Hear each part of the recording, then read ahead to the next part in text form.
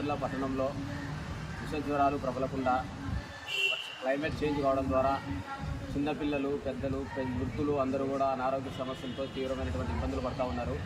స్థానికంగా ఉన్నటువంటి మున్సిపల్ శాఖ అధికారులు, వైద్య ఆరోగ్య శాఖ డిపార్ట్మెంట్ వారు కూడా తక్షణమే ఒకరినొకరు కోఆర్డినేషన్ చేసుకొని బేతంచెర్ల పట్టణంలో ప్రజల ప్రాణాలని కాపాడాలని చెప్పి విష జ్వరాలు, డెంగ్యూ, మలేరియా, టైఫాయిడ్ లాంటి జ్వరాలు రాకుండా ప్రజలకు ఆరోగ్యమైనటువంటి పరిస్థితులను ఏర్పాటు చేయాలని చెప్పేసి ప్రతి వార్డులలో కూడా వైద్య శిబిరాలను ఏర్పాటు చేసి బ్లీచింగ్ పౌడరు, ఫార్మింగ్ ద్వారా దోమల నియంత్రణకు చర్యలు తీసుకోవాలని చెప్పేసి భారత కమ్యూనిస్ట్ పార్టీ సిపిఐగా ఈరోజు మున్సిపల్ కమిషనర్ గారిని కలిసి వినతిపత్రం ఇవ్వడం జరిగింది.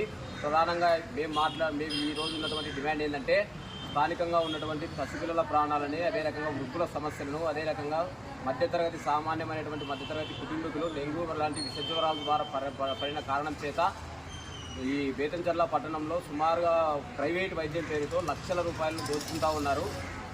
ప్రాణాపాయ స్థితిలో లేనటువంటి వారిని కూడా ప్రాణాపాయ స్థితి పేరు చెప్పి భయపెడుతూ విపరీతమైనటువంటి దోచుకుంటూ ఉన్నారు. కాబట్టి అధికారులు ఇప్పటికైనా స్పందించి ప్రతి వార్డులో కూడా వైద్య శిబిరాలను ఏర్పాటు చేసి ప్రజల ప్రాణాలకు రక్షణ కల్పించాలని చెప్పి భారత కమ్యూనిస్ట్ పార్టీ సిపిఐగా డిమాండ్ చేస్తున్నాం. భార్గవ్, సిపిఐ మండల పార్టీ కార్యదర్శి, బేతంచెర్ల.